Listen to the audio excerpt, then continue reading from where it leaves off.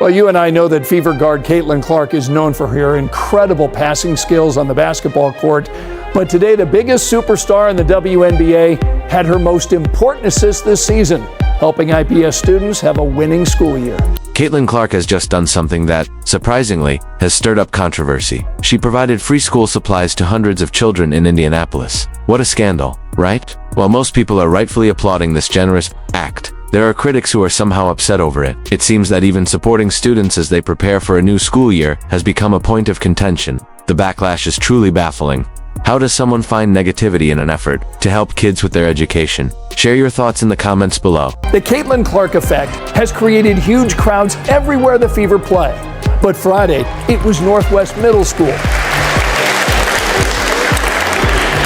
packed with students eager to see the most popular player in the WNBA give them a pep talk for the new school year. I hope you all enjoy. I hope you all have an amazing school year. We're glad you could do this. And let's put some backpacks. It's surprising that we now live in a time where providing free backpacks and school supplies to children can somehow become a source of controversy. Recently, Caitlin Clark and her foundation organized a large-scale giveaway event at Northwest Middle School in Indianapolis, equipping hundreds of students for the upcoming academic year. Yet, despite the positive impact, some individuals have found reasons to criticize this effort. As unbelievable as it sounds, this is the reality we're witnessing. Let me walk you through what actually took place so you can see how absurd this backlash truly is. Caitlin Clark, along with her foundation, collaborated with major sponsors like Eli Lilly and Scholastic to transform this event into an unforgettable day for the students. Imagine a scene that felt like Christmas morning filled with backpacks, books, headphones, and essential school supplies, many of which these families might have struggled to afford on their own. The school was filled with students genuinely thrilled to meet one of the biggest stars in women's basketball. This wasn't about grabbing a quick photo opportunity or generating superficial publicity. Caitlin Clark's intention was clear: to provide real support and ensure these kids had what they needed to begin the school year on solid footing. Thanks to the efforts of the Caitlin Clark Foundation, hundreds of children left that day fully prepared to succeed in their classrooms. The Caitlin Clark Foundation gave away backpacks to hundreds of students just in time for back to school. I hope it lets our kids know just how special they are and gets them off to a really powerful start for school. Scholastic gave the kids new books, while Eli Lilly and Company made sure the kids got headphones. Friday's event is part of a back-to-school donation campaign asking the community to help provide the things that will help these students succeed in the classroom and make it easier on their families. You would expect an initiative like this to be universally praised, right? Unfortunately, that's not the world we're living in. It's 2025, and it seems no good deed can go unchallenged without someone finding a way to complain.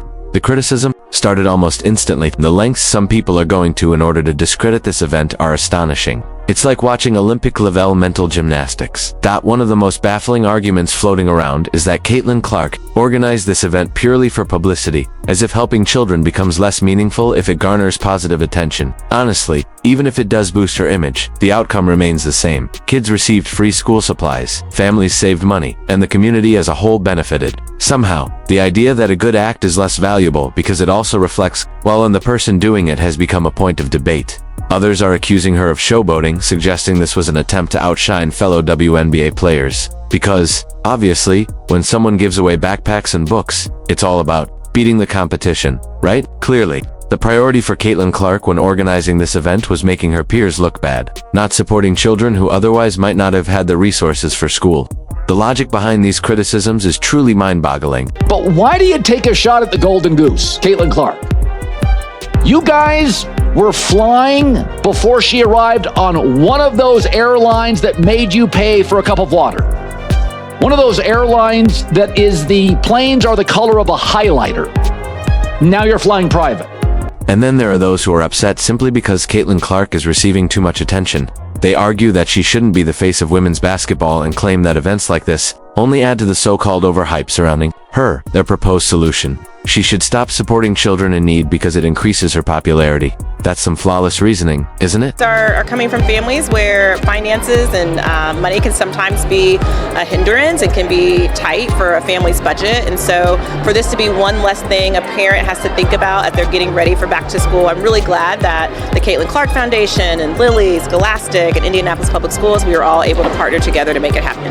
The most entertaining part of this entire situation is watching people desperately search for flaws in the event itself. Some critics are nitpicking the quality of the donated supplies, while others are fixated on whether Caitlin Clark personally funded everything or if the corporate sponsors covered most of the costs. As if it truly matters who footed the bill when children are walking away with free backpacks and essential school materials. There's also a strange group of people upset that she chose to host the event in Indianapolis instead of another city. It's as if they expect her to support every school district in the country all at once. Caitlin has strong ties to Indiana, plays for the Indiana Fever, and chose to uplift her local community. How that's being turned into a controversy is beyond me. What's even more puzzling is how some are trying to spin this into a political narrative. People are over-noilizing the choice of school, the event's timing, and even the specific types of supplies handed out, as though pencils and notebooks carry hidden agendas. It's just school supplies, folks. Then there's the backlash against corporate involvement. Certain critics are frustrated that companies like Eli Lilly and Scholastic partnered with the event, as if businesses supporting education is inherently a bad thing. These sponsors provided vital resources, allowing even more children to benefit. Yet, for some, the idea of companies gaining positive publicity seems worse than fewer kids getting the help they need. The logic is baffling. That one, a little one. Yeah, go ahead. There you go. Thank you. Oh, that's not she didn't care about that. Some of the most absurd criticisms are coming from people who believe Caitlin Clark should have organized this entire event in complete secrecy, no cameras, no coverage, because apparently good deeds only count if no one knows about them. They're ignoring the fact that publicizing acts of kindness can inspire others to get involved and show young people that successful individuals care about education. Highlighting these efforts isn't about self-promotion, it's about setting an example. The complaints about timing are equally amusing. Critics are suggesting she only hosted this giveaway because it's back-to-school season and she wanted maximum visibility. Well, of course, when else would it make sense to hand out school supplies in the middle of summer break? The logic just isn't there then. There are those who feel threatened because this event supposedly makes their favorite players look bad by comparison, as if one athlete doing something positive somehow diminishes the efforts of others. It's not how it works. Other players can, and often do, participate in community outreach. Caitlin's contributions don't cancel out anyone else's. The financial criticisms are particularly weak. Some are questioning whether Caitlin can afford to organize such events, or accusing her of using foundation funds to enhance her public image. But that's precisely what foundations are designed for, channeling resources into charitable initiatives. And even if corporate sponsors covered the entire cost, the important thing is that children receive the supplies they needed. The source of the funding doesn't diminish the impact. What's really telling is how far some people are stretching to manufacture outrage. They're so desperate to find fault that they're nitpicking irrelevant details, like the number of children helped or the cost of the items. Should she have canceled the event because it didn't reach every single student? Should families have been denied assistance just because someone else might have hosted a larger event? The argument falls apart quickly.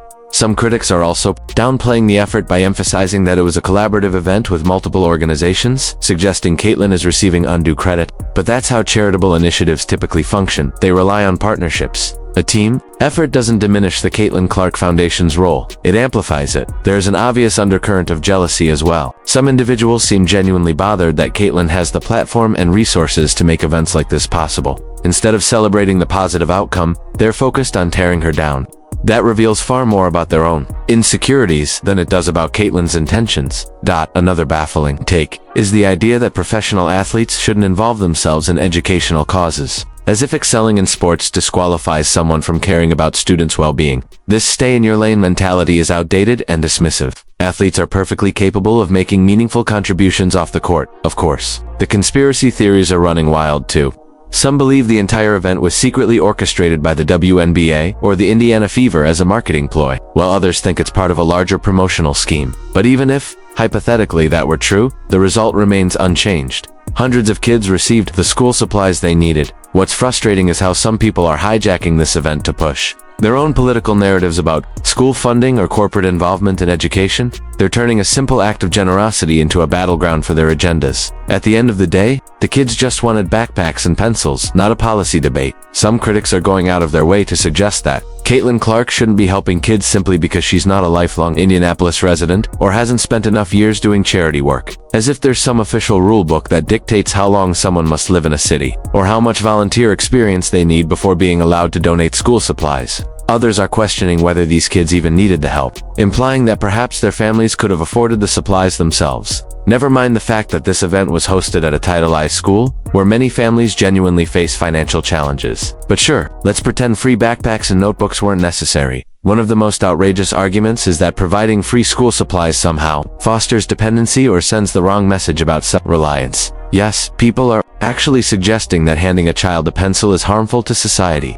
The logical gymnastics required to reach that conclusion are astonishing. What really exposes these detractors is how they can't even acknowledge the positive aspects of the event. Instead of saying, "This helped kids, but I have concerns," they leap straight into criticism mode, dissecting every detail. That tells you they're not debating in good faith. The double standard is glaring.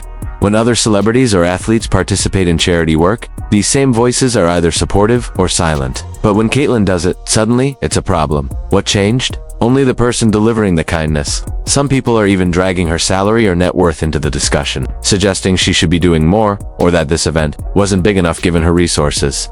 Yet, they have no idea what other private initiatives she may be involved in, or what her actual financial obligations are. And since when is charity judged by how much money someone spends, rather than the real-world impact it creates? Then come the conspiracy theories. Some folks genuinely believe this event was strategically timed to coincide with media cycles or to distract from unrelated WNBA news. Because obviously, when organizing a school supply drive, the main focus is media optics, not the fact that kids need backpacks before school starts.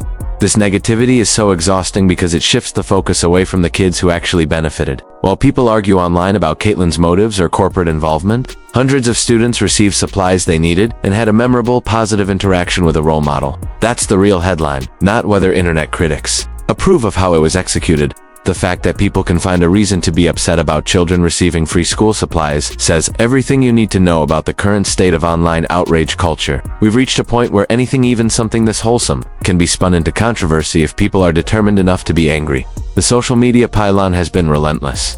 People are sharing event photos, scrutinizing every frame, looking for hidden motives as if they're uncovering some massive scandal, all while ignoring the most basic fact: kids got help for their education. There's also this strange fixation on comparing Caitlyn's efforts to those of other athletes, as if charity is some competitive leaderboard. Social media users are pulling up old posts and articles, trying to prove that someone else did more, completely missing the point. The goal is to help people, not to tally up who's done the most. What's even more frustrating is watching individuals who have likely never organized a community event in their lives suddenly act like experts in nonprofit logistics, critiquing every detail of how this was planned. It's always easy to criticize from the sidelines when you're not the one doing the work. So, here we are. People are genuinely upset because kids received free school supplies. The level of mental gymnastics is Olympic-worthy at this point. While Caitlyn Clark is out there making a tangible difference, these critics are bending over backwards to invent problems that don't exist. But what's your take on all this?